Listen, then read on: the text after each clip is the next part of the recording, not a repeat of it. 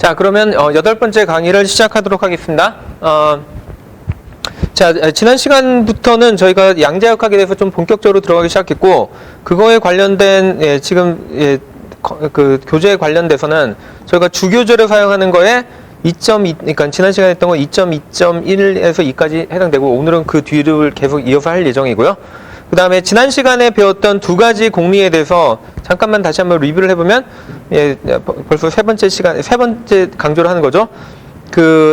이미 어떤 입자가 주어졌을 때, 이 입자의 양자 상태는 한마디로 힐버트 스페이스의 하나의 벡터로 표현 가능하다. 그게 일단 첫 번째 그 양자역학의 중요한 공리라고 했습니다.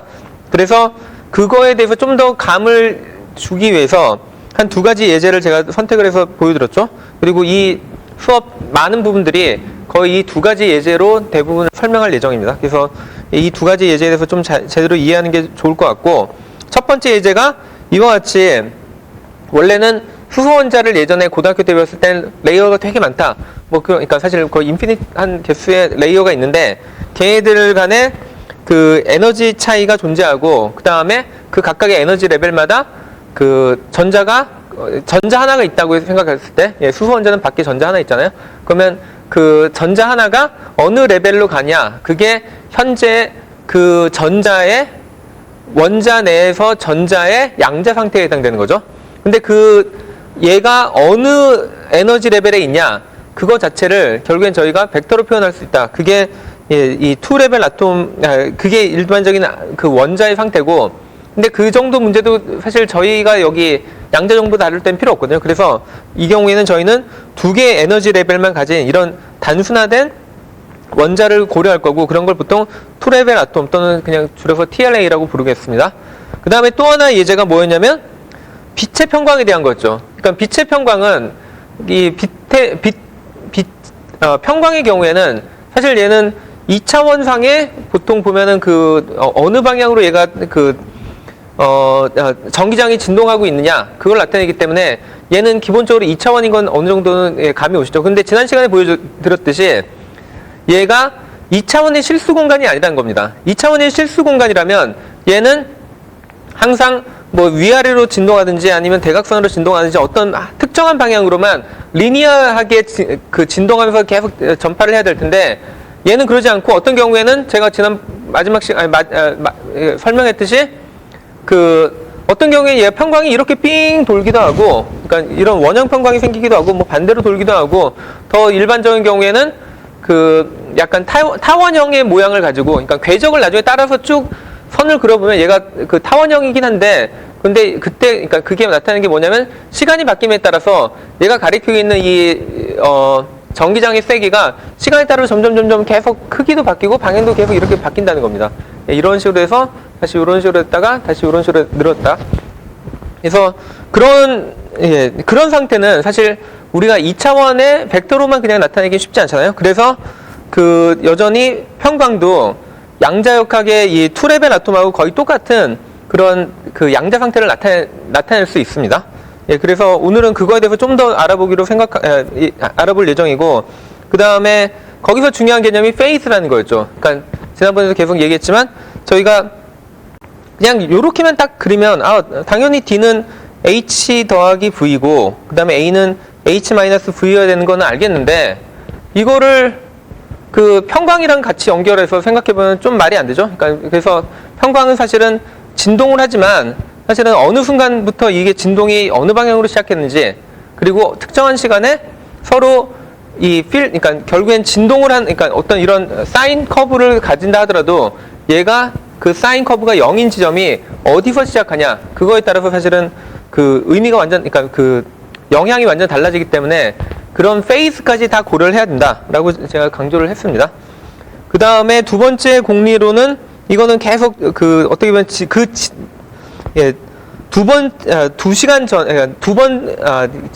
8번째 강의니까 6번째 강의 때 거의 1시간 동안 임의 어떤 벡터, 그러니까 어떤 물리적 시스템의 현재 상태를 벡터로 나타내기 시작하면은, 그러면은 시간에 대해서 얘는 변하는 어떤 그런 과정들이 있을 텐데, 그런 과정들을 우리가 이거와 거의 유사한 벡터의 미분 방정식으로 표현하면 그러면 시간이 지남에 따라서 얘는 계속 우리가 그 안에서 벡터가 그 공간 내에서 벡터가 계속 돌아다니는 형태로 얘가 시간에 따른 변화를 나타낼 수 있다고 했습니다.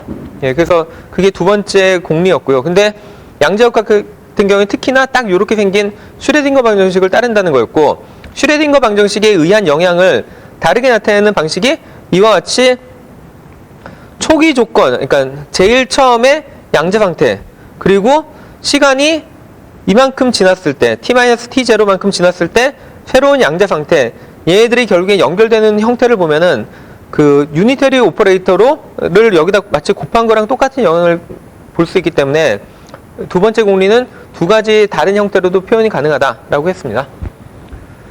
자, 이제 세 번째 공리인데요. 세 번째 공리가 사실 제일 직관하고 상관이 없습니다. 그러니까 어떻게 보면은 이게 제일 사람들이 받아들이기 어려운 점 중에 하나고, 그 다음에 사실은 공리 1에서도 좀 받아들이기 어려운 점이 있었는데 그 당시에는 그거에 큰 의미를 두지 않았기 때문에 여러분들 아마 느끼지 못했을 텐데, 그거랑 연관해서 오늘 세 번째 공리를 보면은 정말로 당황스럽습니다. 이게 여러분만 그런 게 아니라 지금까지 역사적으로 그 아무리 뛰어난 물리학자들도 뭐 제일 대표적인 천재적인 물리학자로 아인슈타인을 알고 있죠. 아인슈타인도 죽을 때까지 이거를 받아들이지 못했고, 그래서 여러분들이 헷갈리는 건 전혀 문제가 없습니다. 근데 뭐 이거를 어떻게 해석하냐, 사실 그것만 해도 뭐 100년이 넘는 그런 어떤 디베이트가 존재하는 거고요. 그래서 저희가 근데 일반적으로 이 양자역학을, 그러니까 저희가 생각하는 거는 양자역학의 펀더멘탈을 지금 연구하자는 게 아니라, 저희가 궁금한 거는 양자역학에 지금 이러이러한 프레임은 다 잡혀 있고, 그리고 그 프레임 내에서 우리가 이걸 활용해서 무엇을 할 수 있는지 그거를 보려는 게 양자 정보거든요. 그렇기 때문에 여기서 사용하는 방식은, 여기서 주로 다루는 방식은 코펜하겐 인터프리테이션이라는, 그러니까 코펜하겐 해석이라는 그런 어프로치를 따르도록 하겠습니다. 그리고 뒤에서 다른 어프로치가 뭐가 있는지도 한번 살펴보도록 할 텐데, 일단 코펜하겐 어프로치에서, 코펜하겐 해석에서 얘기하는 공리 세 번째가 어떻게 되는지를 한번 보도록 하겠습니다. 자, 어떤 입자가 어떤 양자 상태에 있을 때, 뭐 이거는 이제 공리 1에서 다 얘기를 했으니까 문제 없겠죠. 근데 얘를 이제 측정을 하려고 해요. 그게 그때부터 문제가 되는데, 자, 여기 보면은 그 측정에 해당하는 어떤 변수가 있겠죠. 그러니까 여기서 말하는 변수라는 거는, 예를 들면 어떤 질량이 주어지면 얘의 위치, 아니면 얘의 속도, 뭐 아니면은 에너지, 뭐 그런 것들이 다 측정하고 싶은 양이 될 수 있겠죠. 근데 꼭 입자뿐만이 아니라, 예를 들면 전기장의 세기, 그러니까 특정한 위치에서 전기장의 세기, 이런 애들도 다 측정을 위한 변수라고 얘기를 할 수 있겠죠. 근데 양자역학에서 중요한 게 뭐냐면, 모든 물리적인 측정에 해당하는 어떤 오퍼레이터가 존재한다. 그게 양자역학에서의 기본적인 가정입니다. 그리고 그런 오퍼레이터들은 그러니까 임의의 오퍼레이터가 되는 게 아니라, 얘네들은 무조건 허미션 오퍼레이터가 된다. 그게 사실은 지금 이제 지난 몇 시간 동안 계속 허미션을 강조하고 했던 가장 중요한 이유 중에 하나입니다. 그래서 여기서 제가 오메가라고 쓴 거는 허미션 오퍼레이터라고 생각하시면 되고, 여전히 측정하고 오퍼레이터는 도대체 무슨 관계인데? 라고 분명히 얘기했을 텐데, 한번 그 예를 차근차근 한번 보도록 하겠습니다. 근데 더 재밌는 얘기는, 모든 측정에는 그거에 해당되는 허미션 오퍼레이터가 존재하고, 그럼 실제로 제가 여기 있는 어떤 입자가 있는데 얘의 양자 상태를 측정을 해요. 뭐 예를 들면 얘의 평광을 제가 측정한다. 그러면은 평광이면 아무 값이나 나오는 게 아니라, 평광 측정에 해당하는 오퍼레이터가 존재하면은 이 오퍼레이터의 아이겐 밸류 값들만 얘가 실제로 측정이 된다. 이게 무슨 말인지 되게 헷갈릴 텐데, 이거를 하나하나 차근차근히 하나씩 넘어가 보도록 하겠습니다. 그 다음에, 그럼 특정한 그런 아이겐 밸류가 나올 확률은 뭐에 비례하냐면, 자, 이게 뭐냐면은, 지금 요게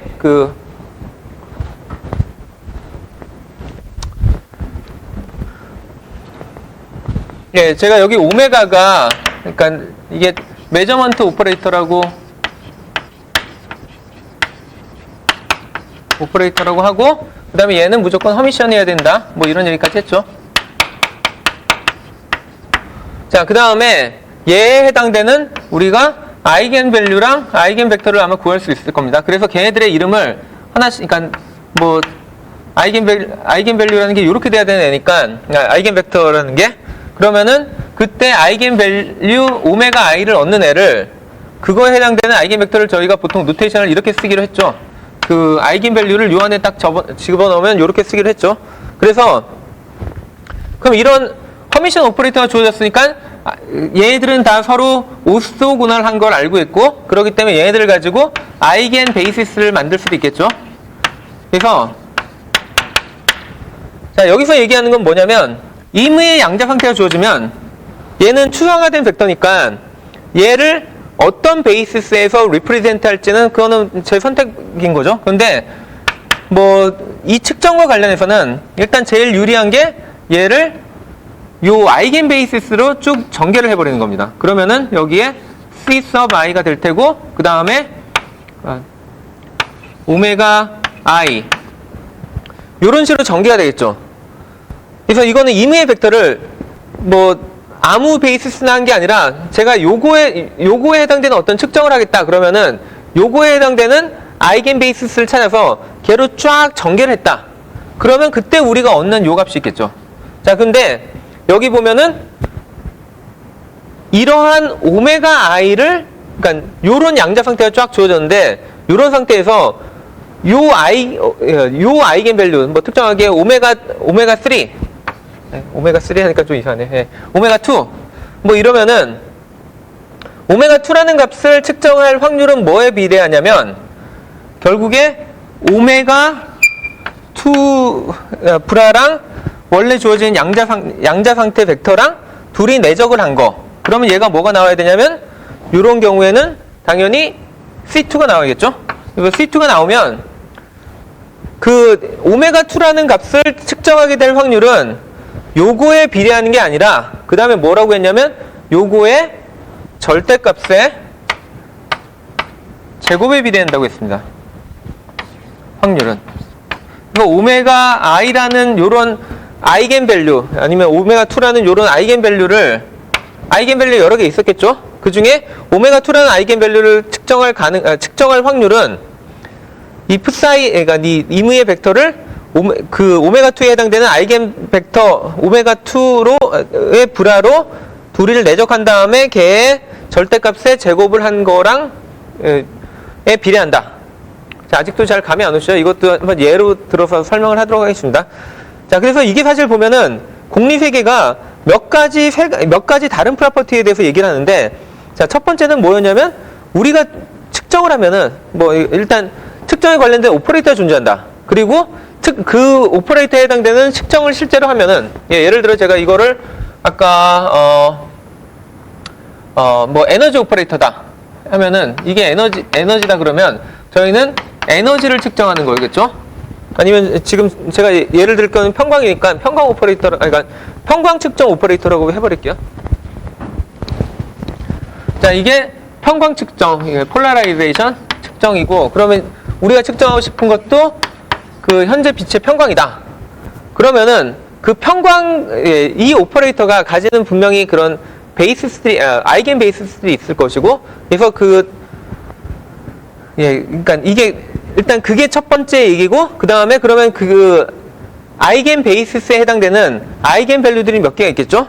그 중에 우리가 측정을 하면 항상 그 값이 나온다는 게 첫 번째 얘기고, 두 번째는 그 값이 나오려는 확률은 이와 같이 요 앞에 있는 이 개수, 요거의 제곱의 절대값의 제곱에 비례한다. 그게 두 번째 사실이고, 그 다음에 제일 당황스러운 얘기가 뭐냐면, 이 얘기는 얘가 지금 요 베이시스 상으로 볼 때는 여러 개의 중첩으로 돼 있죠. 근데 우리가 측정을 하는 순간에 어느 순간에 얘가 딱 측정을 했어요. 얘가 중첩 상태에 있는데 제가 딱 측정을 하니까 그때 오메가 2가 나왔어요. 그럼 측정하고 난 다음에 무슨 일이 벌어져야 되냐? 뭐 저희가 이게 고전역학이라면 여기 뭐 물체가 있는데 얘의 위치를 측정한다든지 아니면 얘의 뭐 에너지를 측정한다든지, 그건 뭐 so what, 그냥 그걸로 끝나는 거죠. 근데 양자역학에서는 측정 전까지는 이게 중첩으로 남아 있었는데 측정을 딱 하는 순간에 어떤 값이 나오면은 그러면은 약간 직관적으로 생각해도 우리가 측정을 처음 했는데 얘가 오메가2가 나왔으면 다음번에 측정하면 얼마가 나오는 게 일반적인 상식일까요? 오메가1? 나오면 좀 이상하죠. 그래서 처음에 측정을 했는데 그 다음에 아무런 짓 안 하고 또 측정하면은 또다시 오메가2가 나와야 되고 또다시 오메가2가 나와야 되고 계속 오메가2가 나와야 되는 거죠. 근데 문제는 얘가 원래 상태대로 계속 이 중첩 상태를 유지하면 처음에는 오메가2를 측정해도 그 다음번에 측정하면 오메가1이 나오면 뭐가 좀 말이 안 되죠.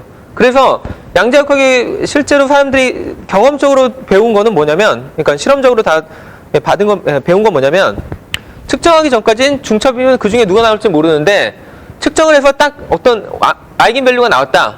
그러면 그 다음부터는 그러자마자 곧장 이 중첩 상태는 깨져버리고 얘의 상태는 요거에 해당되는, 그러니까 푸사인은 그 다음에는 측정 후에는 그냥 요 아이겐밸류에 해당되는 아이겐벡터로 그러니까 보통 저희는 붕괴된다고 표현을 합니다. 그러니까 컬랩스 된다고 표현을 합니다.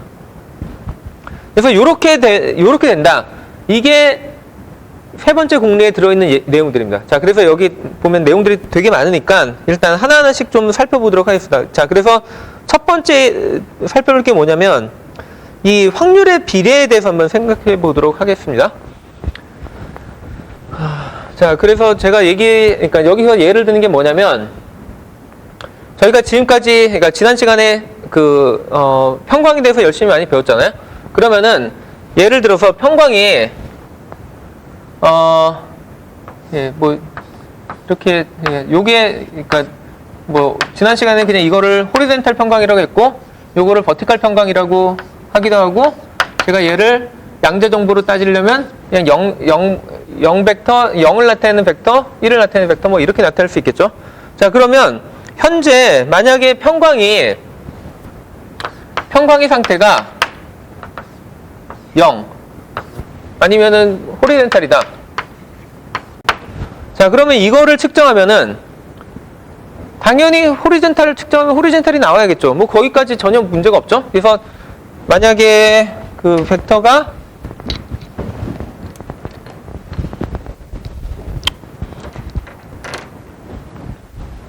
벡터가 만약에 이렇게 돼 있다.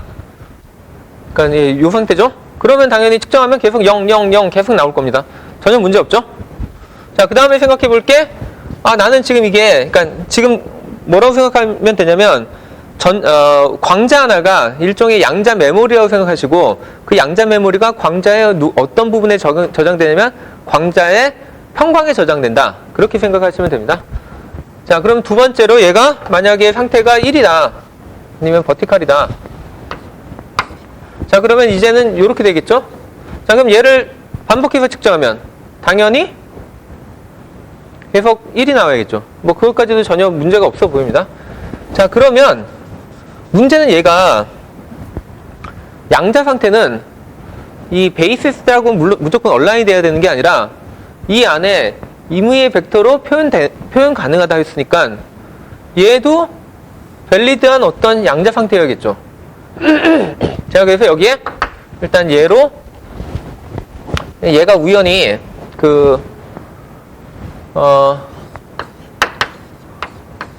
요런 상태다 라고 가정을 한번 해보도록 하겠습니다. 자, 이거 딱 눈으로 봐도 0에 가깝잖아요. 자, 그러면 이거 측정하면 얼마나 나와야 될까요? 얘가 완전히 0은 아니에요. 그러니까 딱 보면은 0에 훨씬 더 가까운데, 그러면은 이거 측정하면 얼마 나올까라고 했을 때, 그러니까 여기를 측정하면 0이 나온다고 하고 여기를 측정하면 1이 나온다고 했을 때, 여기 측정하면 그냥 만약 이게 고전적인 상황이었다면 아마도 많은 사람들이 1보다는 0이 훨씬 더 가까우니까 한 0.1? 그 정도 나오지 않을까? 아니면 0. 몇? 그 정도 나오지 않을까가 일반적인 사람들의 기대, 그러기를 바라죠. 근데 어떻게 되냐면 얘 딱 측정하면 0 또는 1밖에 안 나옵니다. 그게 아까 여기서 얘기했던 측정하는 값은 무조건 이 측정하는 오퍼레이터의 아이겐 밸류들에 해당해야 된다. 그 조건입니다. 자, 이게 그냥 얼핏 보면 되게 당황스러운 얘기처럼 들릴 수 있는데 여러분들이 이미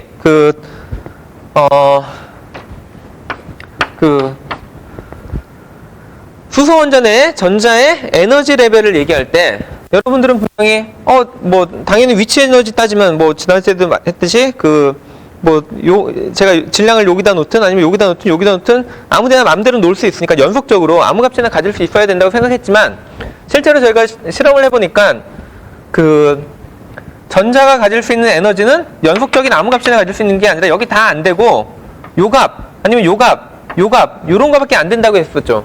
그리고 또 하나는 뭐였냐면 빛에 광자가 있는데 광자가 저희가 뭐 이런 레이저 가지고 쫙 쏘면은 이 안에 무수히 많은 광자가 지나가니까 제가 요거를 나는 얘의 파워를 얼만큼 조정하겠어 해가지고 7.98 어쩌고저쩌고 쭉 해가지고 그거 밀리와트 딱 나오게 만들 수 있다라고 주장하면 그거는 고전역학인데 양자역학에서는 지난 시간에 얘기했듯이 여기 이게 530 그 얘기는 나중에 하고 그러니까 이게 특정한 지금 주파수를 가지고 있는 앤데 그러면은 지난 시간에 마지막에 얘기했던 게 광자는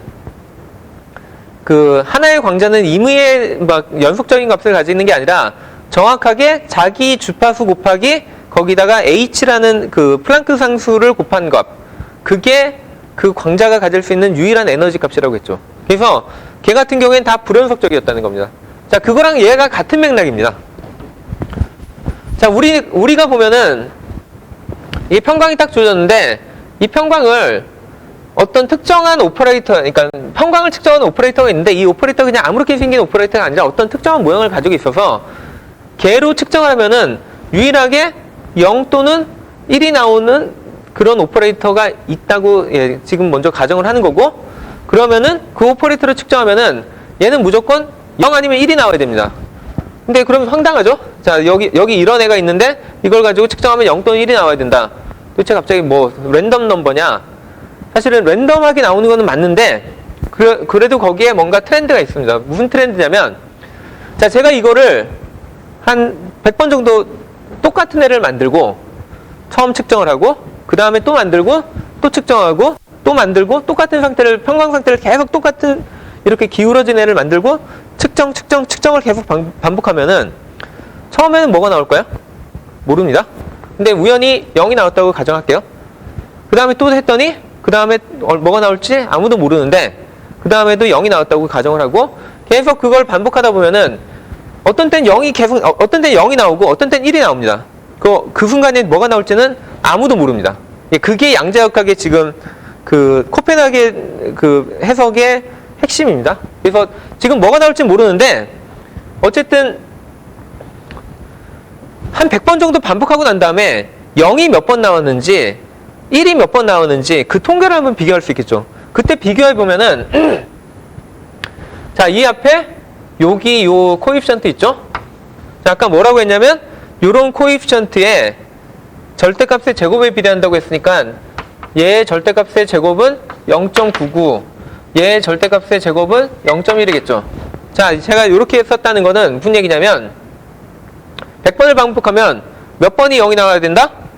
90번이죠. 그리고 100번을 반복하면은 몇 번이 1이 나와야 된다? 10번. 그 얘기를 지금 이 코에피션트가 해주고 있다는 겁니다. 예, 지금 뭐 제대로 감이 안 올 건 여전히 알고 있는데 자, 그냥 한번 또 다른 예제를 한 번만 더 해보겠습니다. 마지막으로 요런 애는 어떻게 될까요? 이게 45도. 자, 그러면은 얘는 이거를 요런 벡터의 합으로 나타내면 아마도 요렇게 되겠죠? 자, 그러면 얘의 절대값의 제곱은 0.5, 얘도 절대값의 제곱은 0.5. 자, 이런 양자성들 딱 만들어 놓고 제가 얘의 평광을 계속 측정합니다. 그럼 뭐가 나와야 되죠? 0 또는 1. 근데 얼마나 자주?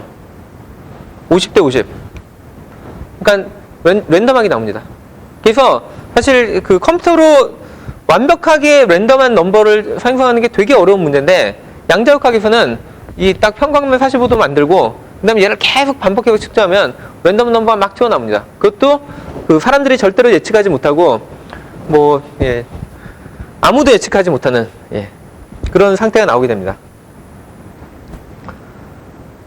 자, 그 다음에 예. 자, 그래서 지금 아까 제가 처음에 해석한 이게 무슨 의미인지를 지금 요 예, 평광들을 가지고 제가 한번 예, 설명을 한번 그러니까 평광의 측정을 가지고 한번 설명을 한번 해봤고요. 자, 그러면은 자, 뭐 첫 번째 드는 질문 중에 하나가 그러면 여기 그냥 왜 얘한테 그냥 비례하지 않고 얘 꼭 제곱에 비례해야 되냐? 얘네 왜 제곱에 비례해야 되냐? 뭐 이거에 대한 직관적인 설명은 뭐 이렇게 얘기할 수 있겠죠. 자, 제가 지금 우연히 여기서 측정하는 방식을 요 방식으로 측정하겠다고 했는데 사실은 평광의 측정은 꼭 HV 방향으로 측정할 이유는 없습니다. 그래서 제가 경우에 따라서는 이쪽 방향으로 가는 평광 말고 이쪽 방향으로 가는 평광을 측정하고 싶다. 그러면은 평광판을 탁 틀면 되겠죠. 45도. 자, 그런데 제가 요거를 요렇게 틀었다고 하는 거는 이거는 일종의 베이시스 변환만 한 거거든요. 근데 자, 제가 만약에 여기에 뭐 길이가 1인 뭐 아니면 확률이 1인 뭐 이런 애가 있었는데 얘는 사실은 반반이니까 뭐 그렇게 설득력이 없을 수도 있겠네요. 자, 뭐 얘가 30도짜리 그러면은 이쪽에 이게 요게 2분의 1 그 다음에 얘가 2분의 루트 3 뭐 이거는 그냥 옛날에 산수 시간에 다 한 거죠.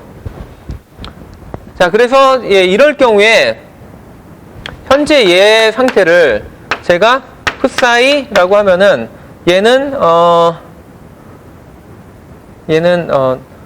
2분의 스퀘어 루트 3 제로 더하기 아니면은 얘를 호리젠탈 그 다음에 얘가 이렇게 돼야 되는데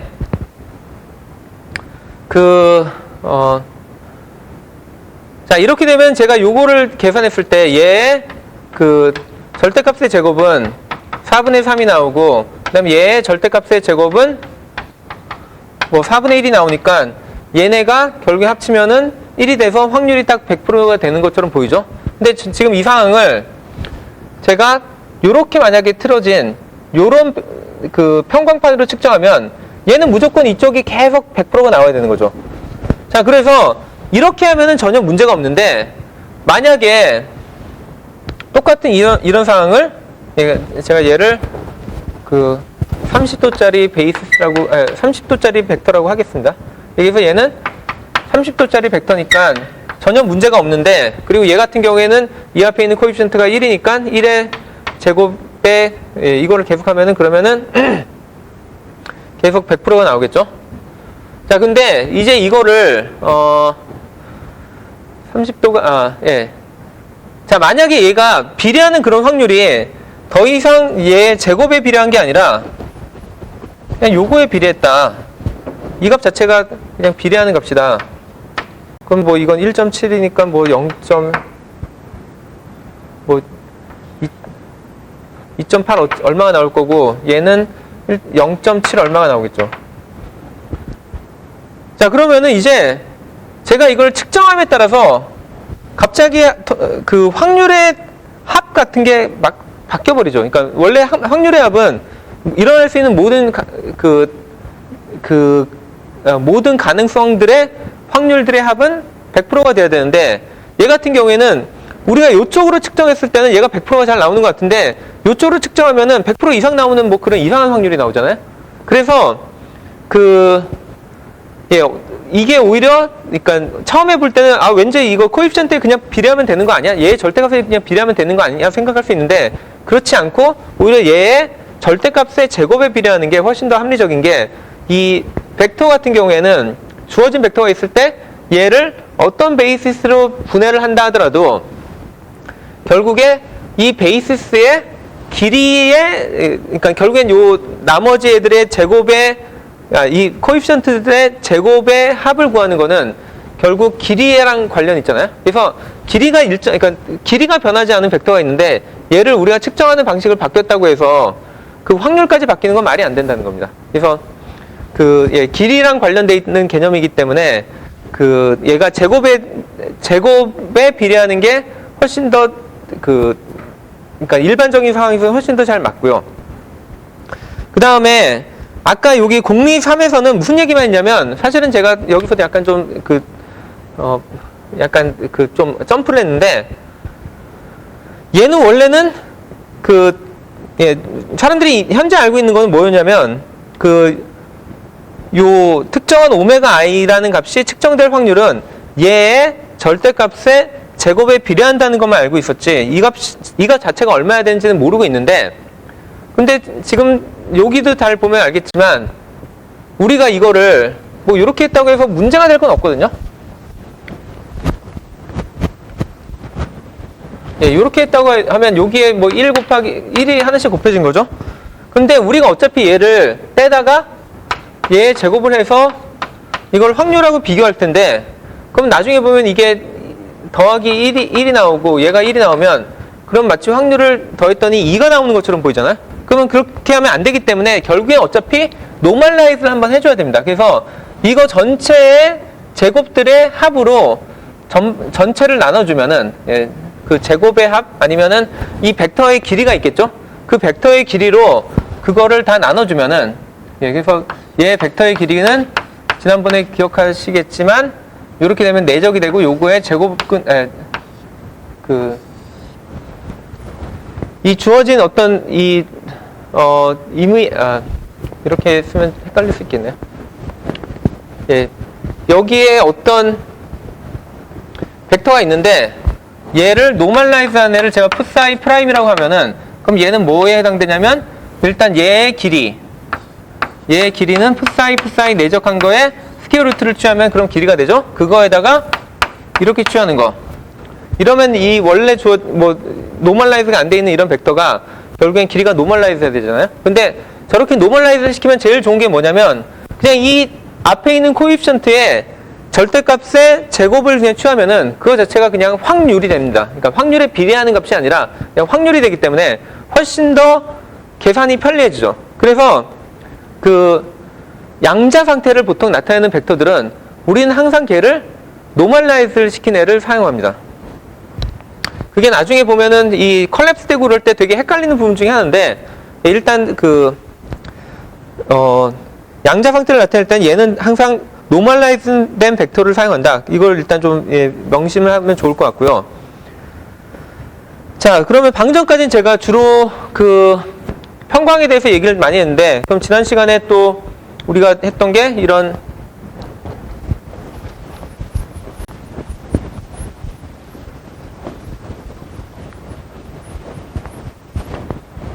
투 레벨 아톰이었죠. 그래서 이렇게 두 개의 레벨이 있는 이런 아톰이 이런 두 개의 레벨을 가진 아톰이 있었다. 그럴 때 여기에 전자가 여기 있을 수도 있고 여기 있을 수도 있는데 예를 들면은 얘의 현재 전자 그러니까 요 아톰 내에 있는 전자의 양자 상태를 푸사이 예를 들면 이렇게 나타낼 수도 있겠죠. 자, 그러면 이렇게 주어진 중첩 상태를 측정을 하면은 어떤 일이 벌어질까요? 자, 근데 얘를 측정한다는 게 뭔지부터 한번 생각을 해봐야 되죠. 저희가 실제로 전자가 여기 있는지 그거를 측정한다는 얘기는 정확하게 얘기하면은 현재 전자가 가지고 있는 에너지를 측정한다는 겁니다. 그래서 좀 더 정확한 표현을 하자면 지금 우리가 얘가 0이 그러니까 원자 내에 전자가 어디 있는지를 판별하는 거는 얘는 정확하게는 에너지를 측정하는 거고요.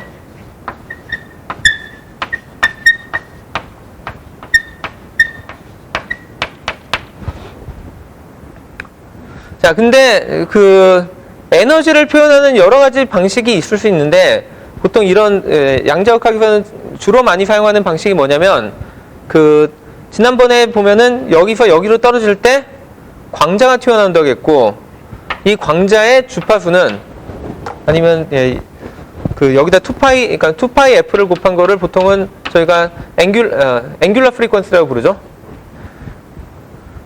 예, 그래서 그 예, 각주파수라고 부르죠. 예, 그래서 요 에너지 레벨들은 사실 그거에 해당되는 만약에 여기에 어딘가 절대 그러니까 에너지가 절대 0인 이런 단계가 존재한다면 그러면 이 에너지 레벨과 이 에너지 레벨은 얘를 기점으로 해서 특정한 주파수를 가진다고 얘기할 수도 있습니다. 그래서 아예 얘를 표현하는 또 다른 방법 중에 하나는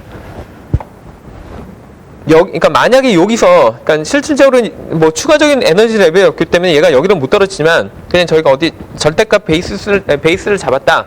그러면은 여기서 만약에 여기까지 전자가 떨어질 수 있다면 그때 튀어나올 광자의 주파수를 생각할 수 있겠죠. 그거를 저희가 오메가 1이라고 생각할 수 있고요. 그 다음에 얘는 더 이상 못 내려가겠지만 얘가 만약에 여기 내려갈 수 있었다면 그때 튀어나오는 에너지 차이가 있을 거고 그때 해당되는 에너지 차이가 있을 거고 그때 튀어나오는 전자가 있어야겠죠. 광자가 있어야겠죠. 그래서 그 광자가 가질 주파수를 저희가 얘의 얘의 주파수로 잡고 그거를 이렇게 표현하기도 합니다. 자, 그러면은 그 실제로 여기서 여기로 떨어질 때 그때 튀어나오는 이 광자의 주파수는 오메가 1 마이너스 오메가 0 이런 주파수를 가진 광자가 튀어나오겠죠. 자, 그래서 그 앞으로 제가 이 설명을 할 때 에너지 레벨 얘기하면서 주파수 얘기를 엄청 많이 할 텐데 근데 여기서는 그 일종의 에너지 레벨과 주파수 값은 같다라고 생각을 하셔도 큰 문제는 없습니다. 뭐 정확하게 변환 관계는 지난번에 얘기했듯이 광자가 하나 튀어나올 때 여기 이 앞에다 하바를 붙여야 되니까 그래서 이게 정확한 얘의 에너지 레벨인데 근데 하바는 언제든지 나중에 붙여도 상관없으니까 그러니까 보통 그냥 에너지를 나타낼 때 그냥 주파수를 딱 써버리기도 합니다.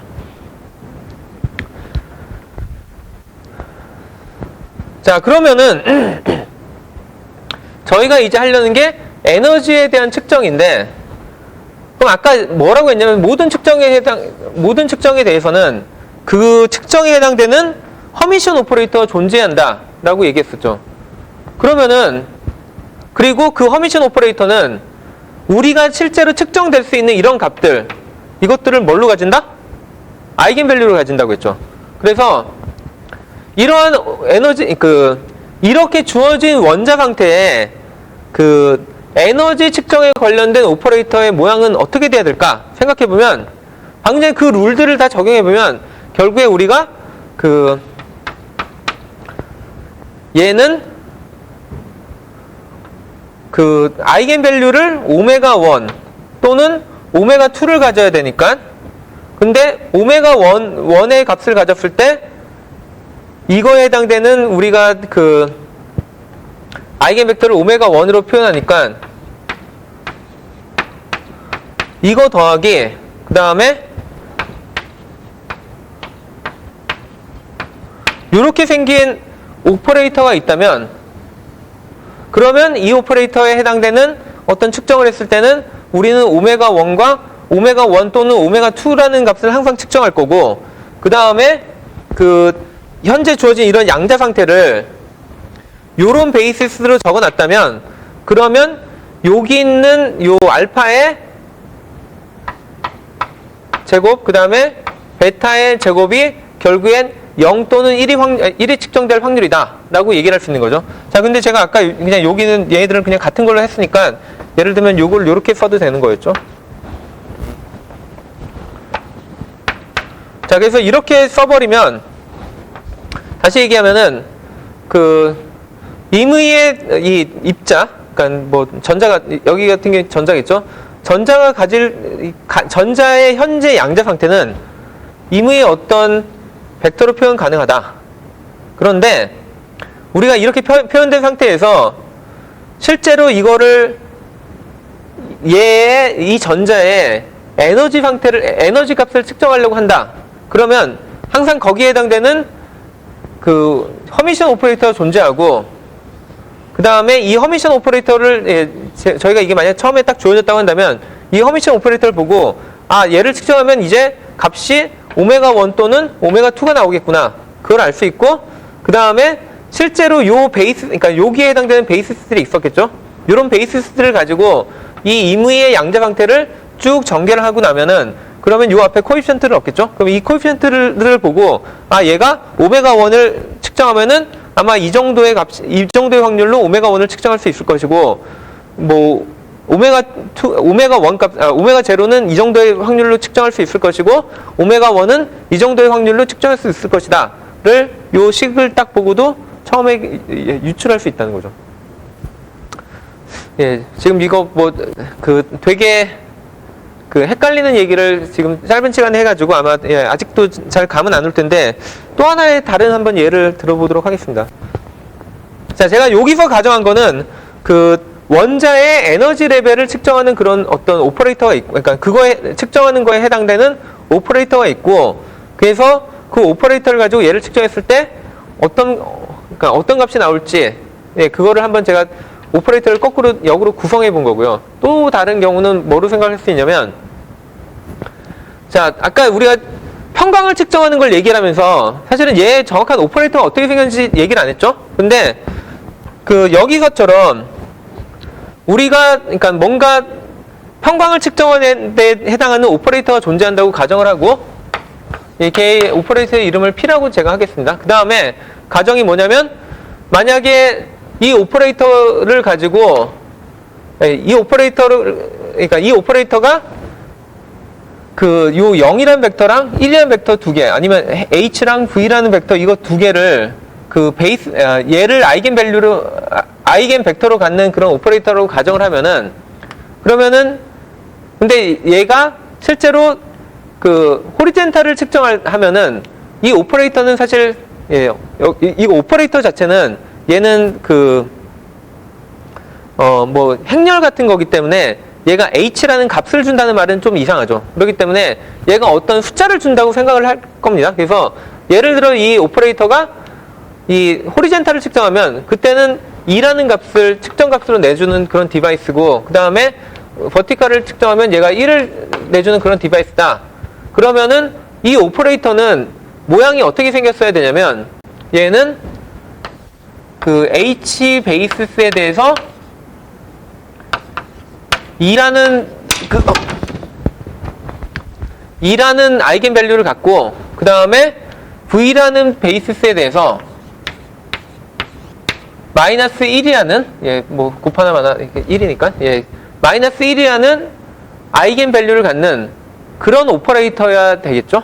그래서 만약에 다시 얘기하면 그러니까 요 평광을 측정했는데 호리젠탈이 측정될 때마다 2라는 값을 내보내고 그 다음에 버티컬을 측정할 때마다 1이라는 값을 내보내는 그런 측정에 관련된 오퍼레이터가 주어진다면 그 오퍼레이터의 모양은 아마도 이렇게 생겼을 거라는 겁니다.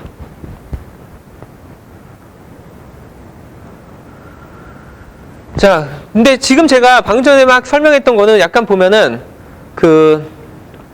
뭐 이런 물리 시스템이 먼저 주어져 있고 그 다음에 얘가 어떤 값이 나올지 미리 다 알고 난 다음에 그 다음에 제가 마치 이 측정에 관련된 오퍼레이터를 막 만들어낸 것처럼 보이는데 뭐 요거 같은 경우는 제가 그냥 맘대로 양자역학의 룰에 따라 그냥 임의로 만들어낸 오퍼레이터긴 하고요. 근데 얘 같은 경우에는 실제로 물리적으로 의미를 가지는 오퍼레이터입니다. 그래서 사실 오퍼레이터는 보통 이렇게 막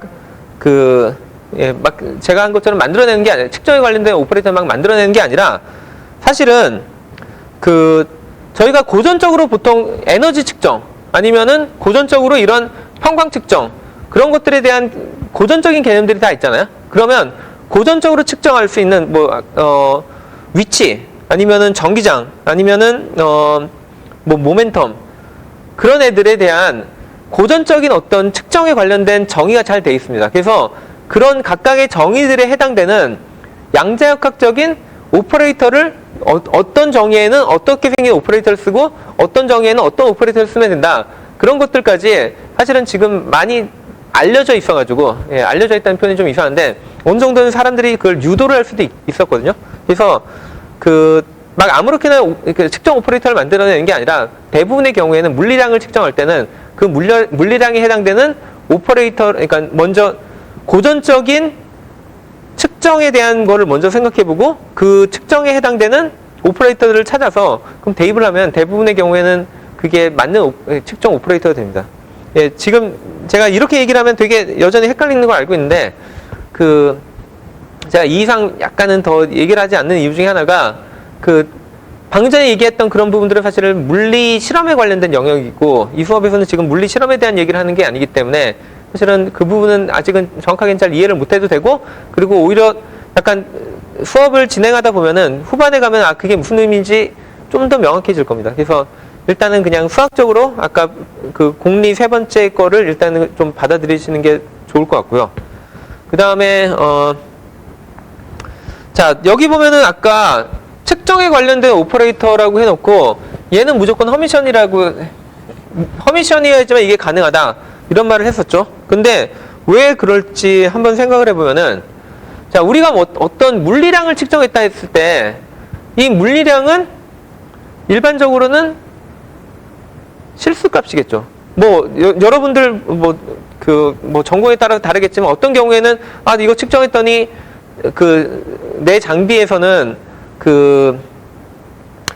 복소수 값도 줘요. 할 수도 있겠지만 그 경우에도 사실 그 장비가 실제로 어떻게 만들었는지 다 따져보면은 실제로 그 장비가 측정할 수 있는 진짜 그 물리량은 일반적으로는 실수값으로 나옵니다. 예, 실수값이니까 플러스 값도 나오고 마이너스 값도 나오고 0도 나오고 하겠죠. 그래서 그런 값들을 만약에 여러분 장비가 걔를 어떤 측정을 하고 났더니 어떤 복수수 값을 주는 그런 장비가 있다. 그럼 자세히 들여다보면은 그 장비 내부에서는 어떤 측정에 해당되는 값에 먼저 리얼 파트를 먼저 따로 측정하고 그 다음에 이미지너리 파트 따로 측정한 다음에 걔네들을 합쳐서 그냥 여러분들 디스플레이에 보여주든지 아니면은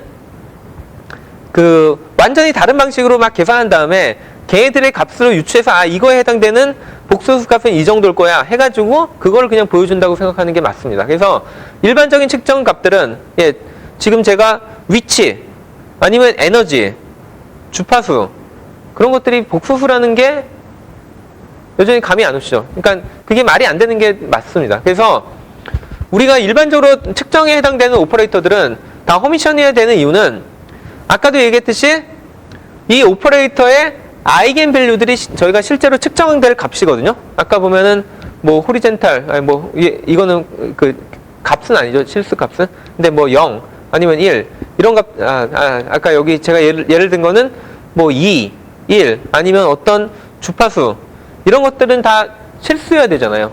그러니까 이런 값들이 그래서 아이겐 밸류 값들이 다 실수여야 되는데 그러면 아이겐 밸류가 실수가 되게 개런티 해주는 그런 오퍼레이터가 누구였는지 자세히 다시 생각해 보면은 그게 바로 허미션 오퍼레이터였다는 겁니다. 그래서 초반에 저희가 막 허미션 오퍼레이터의 아이겐 밸류는 실수다 그거를 막 강조했던 이유가 사실은 이 메저먼트랑 좀 관련이 있고요. 그 다음에 제가 방금 전에 여기서는 H라는 제가 표현을 쓰면서 사실 왜 제가 H를 갑자기 썼는지 다들 그러니까 궁금해했을 수도 있는데 사실은 이거를 보통은 뭐라고 부르냐면 제가 해밀토니안이라고 불리는 애를 여기다 적은 거고 지난 시간에 공리 두 번째를 얘기할 때 슈레딩거 방정식에 오른쪽 편에 벡터 앞에 곱해지는 그런 H라고 쓰는 애 있었죠? 걔를 제가 뭐라고 불렀었냐면 그때도 해밀토니안이라고 불렀고 걔의 물리적인 의미가 뭐였다? 에너지를 나타낸다고 했죠. 그래서 지금 여기에 제가 이렇게 쓴 게 그냥 우연이 아니라 저도 여기에 이 오퍼레이터가 에너지를 측정하는 오퍼레이터고 그리고 걔 같은 경우에는 보통은 저희가 슈레딩거 방정식의 오른편에 나타나는 H가 사실은 에너지 측정용으로 사용되는 오퍼레이터, 그러니까 에너지 측정을 위해서 사용되기도 합니다. 그래서 해밀토니안 오퍼레이터라고 하면은 얘 자체가 에너지를 나타내는 오퍼레이터인데 걔네의 아이겐 밸류들은 우리가 실제로 에너지를 측정하면은 그러면 항상 고 아이겐 밸류들만 나온다는 것입니다. 그래서 해밀토니안이 그리고 지난 시간에도 잠깐 얘기했듯이 해밀토니안은 무조건 또 허미션이어야 된다고 했잖아요. 근데 그 이유가 다른 게 아니라 해밀토니안은 에너지 측정용 오퍼레이터기도 한데, 근데 아까도 얘기했듯이 측정용 오퍼레이터들은 다 허미션이어야 된다고 했죠. 그 조건 때문에 해밀토니안은 무조건 허미션이어야 되고, 거꾸로 얘기하면은 그 덕분에 이 퀀텀 스테이트가 이볼루션 할 때는 결국엔 유니테리를 따라서 이볼루션 한다, 이 얘기가 있었죠. 자, 근데 이게 또 나중에 보면은 확률의 보존하고도 관련돼 있습니다. 무슨 얘기냐면, 아까 얘기했듯이 뭐 이거 측정 같은 경우에 저희가 베이시스를 바꿔가면서 측정을 할 수 있다고 했죠. 근데 베이시스를 바꿔서 측정을 했다 하더라도 중요한 게 뭐냐면, 뭐 요런 베이시스를 가지고, 그러니까 임의의 어떤 벡터가 주어졌는데, 임의의 벡터 이런 애가 주어졌는데, 얘를 요런 베이시스로 측정하냐 아니면 요런 베이시스로 측정하냐에 따라서 그 확률이 완전 다르게 나오겠죠. 하지만 중요한 거는 요런 베이시스를 측정했을 때 나오는 모든 경우를 다 합친 경우랑, 그 다음에 요런 베이시스로 측정했을 때 나오는 모든 경우를 다 합쳤을 때 결국에는 걔네들의 확률의 합은 무조건 100%가 돼야겠죠. 그러니까 측정을 모두 다 모았다는 얘기는 결국에는 확률 자체가 100%가 돼야 되는데, 이게 퀀텀 스테이트가 저희가 psi가 있는데 얘가 시간이 지남에 따라 유니테리를 통해서 새로운 어떤 퀀텀 스테이트로 바뀌었을 때 얘 벡터의 크기가 이전 벡터의 크기랑 비교해서 얘가 작아졌다든지 아니면 커졌다든지 하면은 얘에 비해서 확률의 합이 얘는 작아지든지 커졌다는 얘기거든요. 근데 그게 도대체 무슨 말이죠? 그거 자체가 말이 안 되는 거죠. 그래서 오히려 그러니까 이 슈레딩거 방정식이 만들어진 형태를 잘 보면은, 걔가 수학적으로 어떻게 행동하는 그런 구조를 잘 따져보면은 사실은 얘가 유니테리 오퍼레이션, 그러니까 유니테리의 오퍼레이션에 의해서 얘가 계속 이볼루션을 하기 때문에 그 덕분에 사실은 시간이 지남에 따라서 모든 일어날 수 있는 확률은 여전히 100%가 유지가 된다는 겁니다. 뭐 이거를 그러니까 수학적으로 나중에 해석해 보니까 그렇게 보이는 약간 아전인수격으로 보일 수도 있긴 한데, 약간 물리적인 의미를 해석하면은 그렇게 해석할 수도 있다는 겁니다.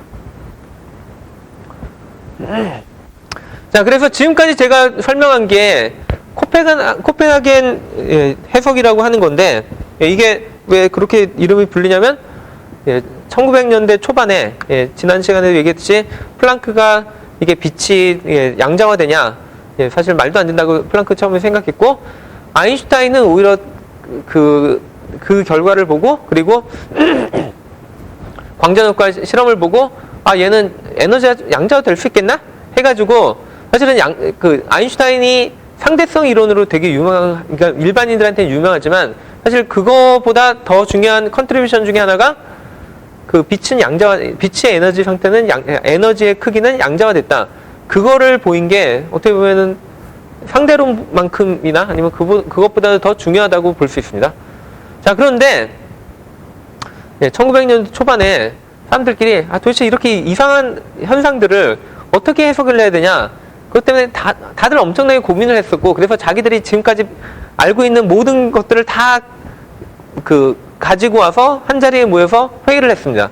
그래서 거기서 얻어낸 결론이 아무리 봐도 얘는 양자 상태는 이렇게 벡터로 잘 나타내지는 것 같고, 그러면 그때 측정에 대한 건 뭐냐 했을 때, 측정을 하면은 아까 얘기했듯이 이렇게 앞에 있는 개수들에 비례해서 걔네들이 측정될 확률이 결정되고, 그 다음에 측정하고 난 다음에는 아무 상태로는 되는 게 아니라, 아까도 얘기했듯이 예를 들면 처음에는 평광이 요런데 제가 요 평광을 요런 베이시스에 대해서 측정을 하면은 0 또는 1이 나오겠죠. 근데 그 상태에서 제가 0으로 얘가 측정이 됐다. 그러면 그 이후부터는 얘는 계속 0으로 남아있는 겁니다. 그러니까 광자 하나하나를 계속 똑같은 양자 상태를 만들어서 첫 번째 광자, 두 번째 광자, 세 번째 광자를 보내는데, 첫 번째 광자를 보냈을 때 얘가 0으로 측정이 되면은 그 광자는 뒤에 계속 날아갈 때 계속 0으로 측정이 된다는 겁니다. 예, 그거가 코펜하겐 해석인데, 예, 당연히 여기에 반대가 많았습니다. 그 반대에 가장 대표적인 사람이 누구였냐면 아인슈타인이었습니다. 예, 그러니까 아인슈타인이 이거 관련해서 했던 얘기들이 되게 많은데, 뭐, 예, 일단 아인슈타인뿐만 아니라 많은 사람들이 어떻게 믿었냐면, 아무래도 우리가 양자역학에 대해서 잘 모르기 때문에, 그래서 뭔가 얘가 확률적으로 결정되는 것처럼 보이지, 사실은 그 뒤에 뭔가 숨어있는 무슨 파라미터가 있어가지고, 그 파라미터의 값에 따라서 우리가 측정할 때마다 어떤 때는 0이 나오고, 어떤 때는 1이 나올 것이다. 사실 그게 고전적인 생각이면 제일 합리적인 얘기죠. 그냥, 왜냐면 우리가 실험을 하다 보면은 많은 경우에 우리가 잘 모르는, 그러니까 우리가 실제로 상상도 못했던 변수들이 실험에 영향을 끼치고 있는 경우가 많이 있겠죠. 뭐 예를 들면은 뭐 제일 대표적인 예 중에 하나가 실험할 때 그 실험 환경의 온도가 변하는 거를 별로 신경을 안 쓰고 그냥 측정을 했는데 어떤 때는 이런 결과가 나오고 어떤 때는 저런 결과가 나오니까 아 얘는 랜덤하다 했는데 나중에 보니까 그 예, 실험실의 온도랑 얘랑 연계가 돼 있었다든지 아니면 좀 극단적인 예 중에 하나가 뭐 입자물리 실험할 때 뭐 가속기가 있는데 그 근처에 지하철이 지나고 다닌다. 근데 그 지하철이 지나다니는 시간 타임 테이블하고 얘가 측정했던 결과들이 항상 코릴레이션이 존재했다. 그런 식으로 사실은 뭔가 숨어있는 변수들이 있는데 우리가 단지 그거 모르고 있는 거 아니냐. 그게 많은 사람들이 예, 여기에 대해서 회의를 가지고 있었던 겁니다. 그래서 아인슈타인이 뭐라고 했냐면 꽤 재밌는 얘기가 예, 신은 절대로 주사위 놀이를 하지 않는다. 아마 들어보셨을 겁니다. 거기다 대고 보호가 무슨 얘기를 했냐면 신이 주사위 놀이를 하든 뭐를 하든 그건 네 영역이 아니니까 네가 신경 쓰지 마라. 예. 그러니까 예, 뭐 어떻게 보면 되게 예, 극단적인 얘기 드렸죠. 예. 근데 그러면 이 얘기만 쭉 들으면은 이 얘기가 맞고 코펜하겐 해석 틀린 거 아니냐라고 얘기하고 싶을 텐데 자, 이제 여기에 얽힘이 들어옵니다. 그 그러니까 아인슈타인하고 이 양자역학하고 얘기를 할 때 그러니까 역사적으로 무슨 일이 있었는지를 잘 보면 꽤 재밌는 게 아까도 얘기했듯이 아인슈타인 덕분에 양자역학이 출발이 됐는데 근데 아인슈타인은 죽을 때까지도 절대로 그러니까 양자 상태가 중첩이 된다는 개념을 그러니까 양자 상태가 중첩이 되고 그 다음에 측정하면 걔가 컬랩스가 된다는 그런 개념을 받아들이지 못했습니다. 그래서 이 사람이 결국에는 그러니까 논문까지 썼냐면 EPR 패러독스라고 해서 아인슈타인, 포돌스키, 로젠버그, 예, 그렇게 세 사람이 논문을 썼는데 그 논문이 뭐였냐면 이렇게 생긴 상태도 존재할 수 있다는 거 아니냐. 양자역학 그 이론이, 그러니까 코펜하겐 해석이 맞다면. 근데 그런 상태가 어디 존재하겠냐라고 하면서 냈던 게 그게 여러분들이 많이 들었던 양자 얽힌 상태일 겁니다. 예, 양자 얽힌 상태입니다. 그래서 양자 얽힌 상태에 대해서 뒤에 가서 훨씬 더 많은 시간을 드리고 얘기를 할 텐데, 근데 그게 정말 재밌게도 양자 얽힌 상태가 그러니까 아인슈타인은 이런 양자 얽힌 그러니까 저희가 지금 양자 얽힘이라고 부르는, 그리고 그 당시에는 EPR 페어라고 불렀습니다. 그래서 EPR 페어 아니면 EPR 스테이트가 이런 게 말이 되냐, 이런 거 존재하지 않는 거 아니냐라고 해가지고, 그래서 그게 그 사람들의 반박문이었는데, 놀랍게도 그 후로부터 몇십 년이 지난 다음에 사람들이 실제로 EPR 스테이트를 만들어내고, 그리고 그 EPR 스테이트를 가지고 실험을 해본 결과 양자역학에서 예상했던 모든, 그러니까 코펜하겐 해석에서 예상했던 모든 결과들이 다 맞았습니다.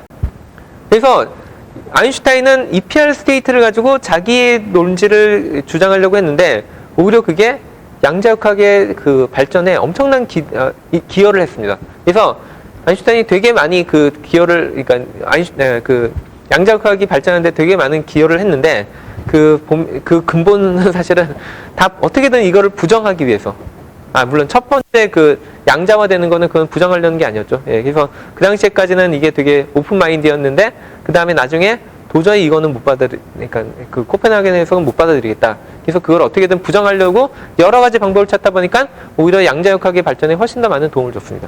자, 그래서 굳이 이게 맞느냐?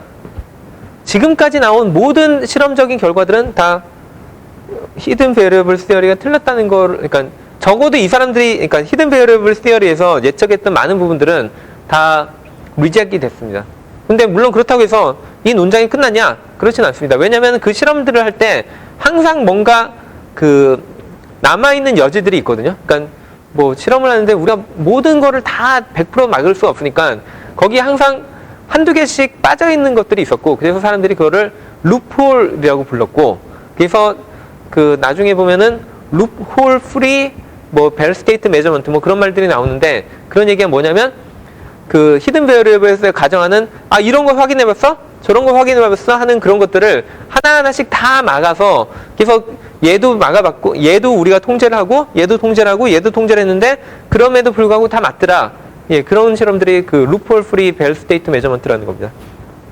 그거는 나중에 뒤에 가서 다시 양자 얽힘 얘기할 때 훨씬 더 자세하게 얘기하도록 하겠습니다. 자, 그럼 이런 해석밖에 없냐? 뭐 그 외에도 해석 되게 많은데, 뭐 대표적인 또 많이 알려져 있는 게 멀티버스 시어리 또는 매니월드 시어리라고 하는 겁니다. 이게 무슨 얘기냐면, 예, 이거는 약간 좀 공상과학 영화처럼 들릴 수도 있는데 뭐 예를 들어, 자, 여기에 광자가 하나 있는데 얘가 0과 1의 중첩이죠. 근데 이렇게 가다가 얘를 측정하니까 얘가 0이 나왔죠. 근데 왜 1은 그때 왜 1이 안 나왔냐? 아무래도 모르죠. 그래서 여기서 해석해 버리는 거는 그 측정하는 순간에 우주가 두 개로 쪼개졌다. 그래서 0을 측정한 그쪽 세계가 쭉 가고, 그 다음에 1을 측정한 그쪽 세계가 또 새롭게 완전 이볼루션이 되고 있다. 그래서 이런 세계들이 매번 측정할 때마다 계속 쪼개지고 있다 라고 생각하는 게 멀티버스 시어리라는 겁니다.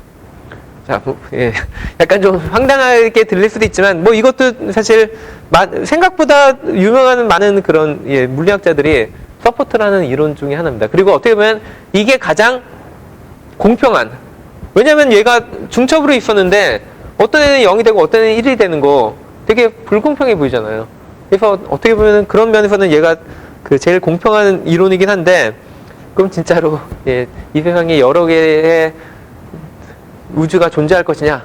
예, 그거는 뭐 저도 대답을 하지 못하죠. 왜냐면 제가 이 말하는 순간순간마다도 많은 측정들이 실제로 이루어지고 있는 거고, 그럼 그때마다 무수히 많은 그 우주가 만들어진다? 예. 뭐 어쨌든 그거는 해석하는 사람들 나름이니까. 예. 근데 어쨌든 이렇게 해석하면은 많은 것들이 또 설명이 되기도 합니다.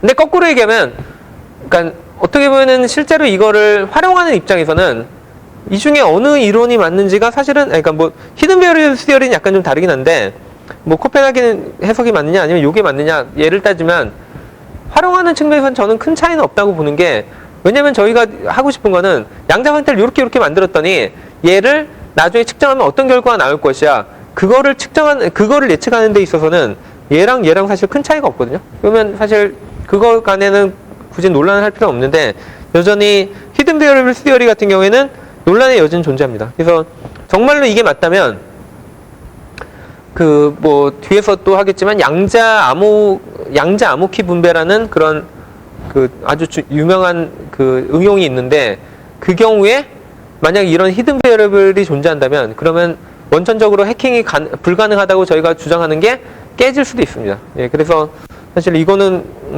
뭐 이게 맞느냐 안 맞느냐는 사실 되게 중요한 이슈긴 한데, 근데 지금 이 수업에서는 그걸 다루진 않을 거고, 예, 만약에 정말 궁금하다면 이거는 양자역학 수업을 다 들어보고 그 다음에 따로 더 많은 공부를 해야 될 겁니다.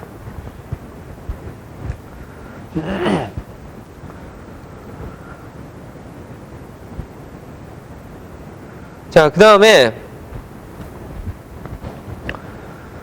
이거는 이제 측정에 관련돼서 약간만 몇 가지를 좀 더 얘기를 해보려고 하는데요.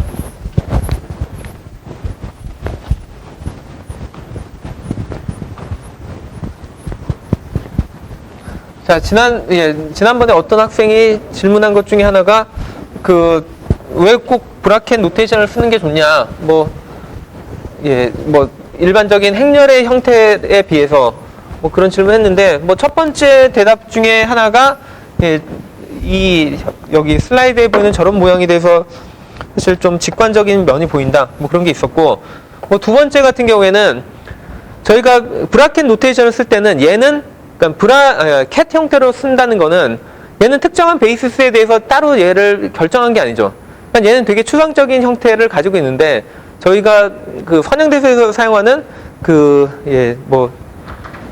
요런 식의 벡터 형태를 가졌다. 그러면 얘는 이미 그 주어진 임의의 벡터를 특정한 베이시스에 대해서 레프리젠테이션 시켜버린 게 되잖아요. 그래서 이럴 경우에는 이미 얘는 그러니까 베이시스가 이미 가정돼 있고 그러기 때문에 그런 면에서 얘가 좀 더 일반화가 떨어질 수도 있지 않을까? 아니면 추상화가 잘 안 된 수도 있지 않을까? 네, 그런 면에선 약간 이게 좀 더 추상적인 어떤 벡터라는 개념에서는 훨씬 더 피부에 와닿을 수도 있을 것 같습니다. 근데 여기선 지금 얘기하려는 그건 아니고, 자, 우리가 측정에 관련된 오퍼레이터가 하나가 존재한다고 가정을 했고, 그러면은 현재 양자 상태는 어쨌든 이런 애들의, 그러니까 얘의 아이겐 벡터들의 합으로 또 표현이 가능하다. 뭐 그렇게 얘기를 했죠.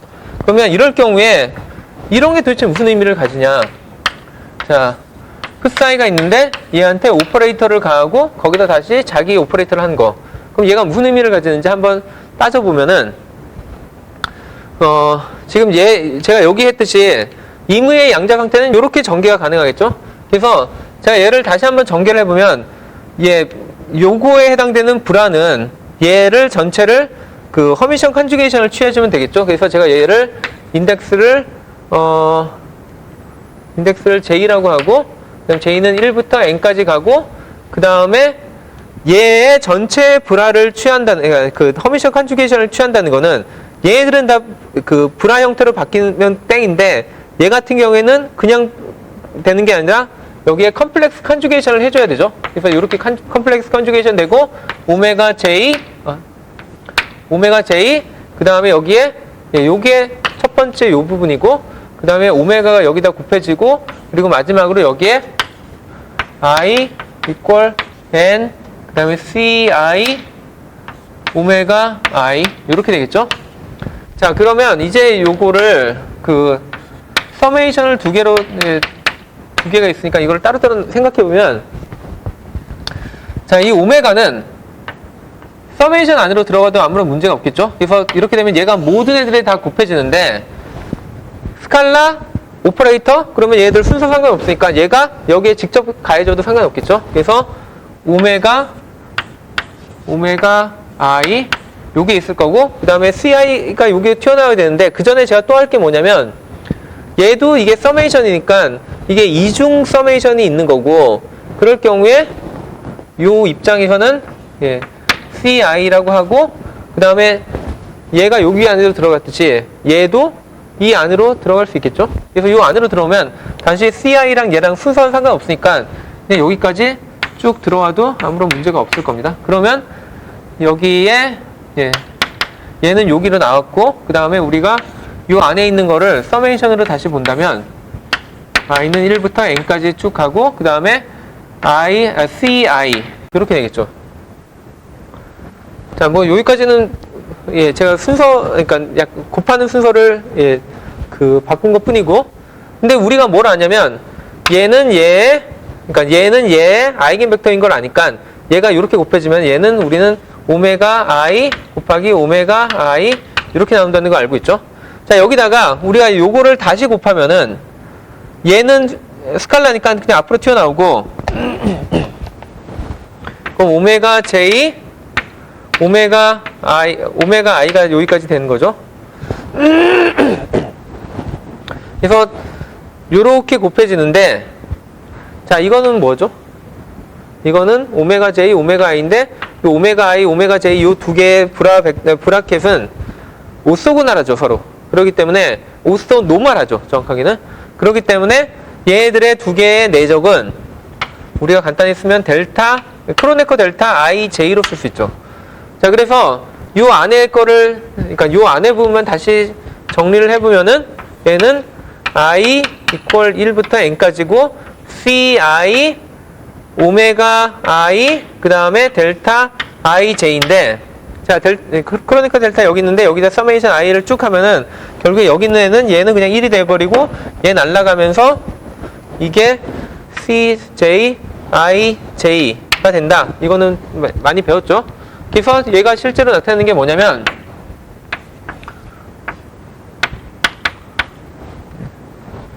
자, n 그 다음에